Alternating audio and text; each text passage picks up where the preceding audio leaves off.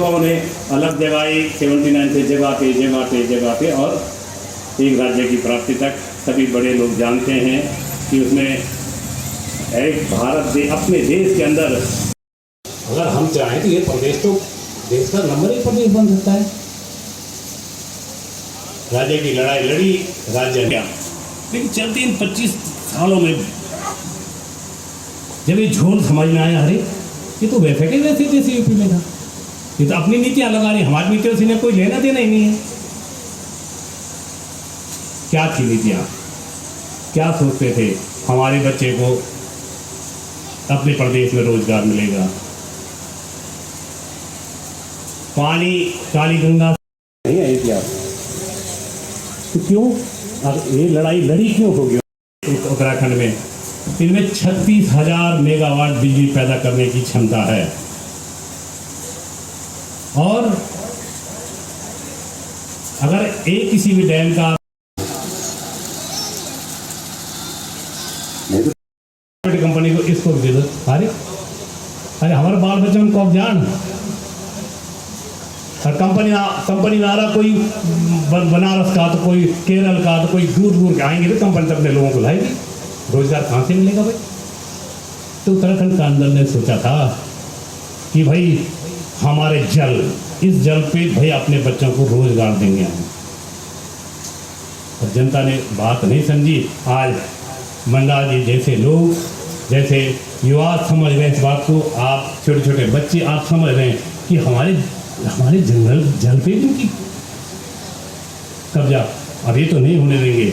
आप अगर इस जो पानी पे बनने वाली परियोजनाओं पे अगर नौकरी लगेगा फिर उत्तराखंड का बच्चा लगेगा, ये नहीं चलने वाला बिल्कुल नहीं। इसके लिए लड़ाई लड़नी पड़ेगी, उन बच्चों के रोजगार के लिए लड़नी पड़ेगी। और यही बात हम बोलते हैं कि जल पे इन्होंने अधिकार कर दिया अपने प्राइवेट कंपनियों के द्वारा या केंद्र सरकार की योजनाओं के द्वारा। मनराज जी जैसे लड़के और तमाम ये साथी भी यहाँ पे हर उत्तराखंड क्रांति जो लड़ रहा था किन बातों के लिए लड़ रहा था, क्योंकि अपने हाथ में लेना ही पड़ेगा। हम जमीन की क्यों बात करते हैं वे बेचने की, कई बहुत बारीक तथ्य है उसमें। अगर भू कानून अगर लागू होता है तो मैं अगर जमीन बेचूंगा तो मैं बीजी को बेच दूंगा। इस पेड़ के नीचे भगवान जी हैं, हमारे ग्राम देवता है, नरसिंह है, नागरज है, भैरवनाथ है, गोलू है, देवी है, जो भी है हमको पता है ना, हमारे माता पिता को पता है, ये भगवान जी हमारे हैं। मैंने अगर जमीन अपनी बेच भी दी बीसी को, लेकिन वो बीसी को पता है यहाँ पे तो भगवान जी हमारे हैं।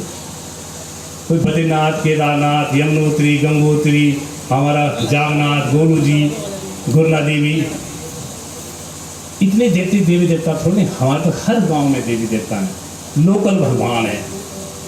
अगर यही जमीन सोचो इसी तरह से अगर तुम अपने पूरा अधिकरण हो जाएगा, कितने तजोने का पत्थर है फेंक दे दो, कल न बिस्ट जी हैं, न मंडाल जी हैं, न जोशी जी हैं, न कठाई जी हैं, न उनियाल जी तो है ही नहीं यहाँ, और हमारी संस्कृति भी छीन गई। वो तो ढूंढो जो ये ढूंढ धरी हैं, हमारा कितना से क्या मतलब। और जब आप लोग सोचो इस उत्तराखंड में जो इतनी बड़ी आपदाएं आ रहा, मजाक समा कर क्या बोलते हैं, बहुत अच्छे पत्ता बनते हैं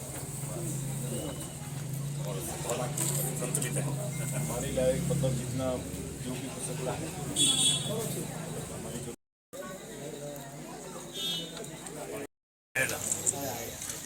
हमारा तो हो जाए, हम तो पहले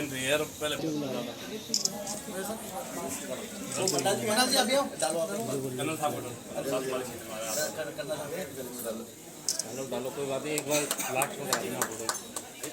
अरे आई हमारे विद्वान आप आओ ये महेंद्र पाल जी को कल जबरदस्त साधु क्या है। धन्यवाद आप सभी का, धन्यवाद। यहाँ पर पहले देखो आई सबसे ज़्यादा सरकार बनी कांग्रेस की। कांग्रेस के टाइम में हिंदू मुसलमान कितना हुआ, बहुत ज़्यादा, और बीजेपी ने पूरी रोक लगा दी। तो इसमें जो बीजेपी के 4 सदस्य हमारे यहाँ ब्रह्मा विष्णु महेश, बीच में बजरंगबली, इन्होंने बिल्कुल पूरा कंट्रोल कर लिया। ठीक है, अब है उत्तराखंड की बात। उत्तराखंड में देखो क्रांति दल जो है वो दिल्ली से दाल और चावल लेके आई। दाल चावल लेके उन्होंने उत्तराखंड में आके पकाई। उसको छीन कौन ले गया? बीजेपी या कांग्रेस वाले लोग ले गए। पकाई तो हंडिया उठा ले गए बीजेपी या कांग्रेस वाले। उत्तराखंड क्रांति दल का क्या रहा इसमें? पूरी मेहनत रही, सब कुछ हुआ, मारकाट हुई, मरे भी, तो क्या रहा? इससे मैं चाहता हूँ पूरे उत्तराखंड वालों को, अगर उत्तराखंड में सरकार बने केवल उत्तराखंड क्रांति दल बने।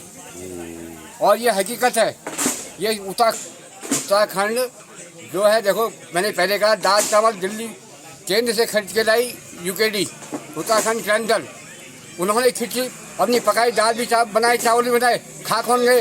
बीजेपी वाले और कांग्रेस वाले।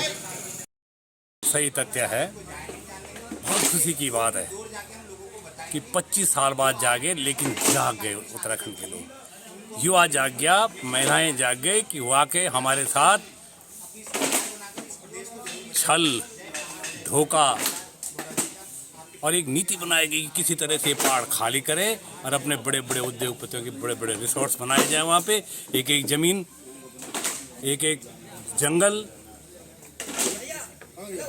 को उद्योगपतियों के हाथ गिरवी रखने की पूरी साजिश इन लोगों की है। और ये यूथ बच्चे जो इस बच्चे हैं, ये समझ गए इस बात को, क्योंकि मुझे बीजेपी कांग्रेस ये भूल गई कि अब ये भैया 21वीं सदी के बच्चे हैं, ये पढ़े लिखे पुराने नहीं हैं लोग, में सीधे साधे लोग, ये हर बात समझ रहे हैं, मीडिया से देख रहे हैं, टीवी पे देख रहे हैं, फेसबुक से देख रहे हैं। उन्हें समझ में आ रही कि तुमने तो हमारा सब कुछ ही निकाल दिया भाई, हैं?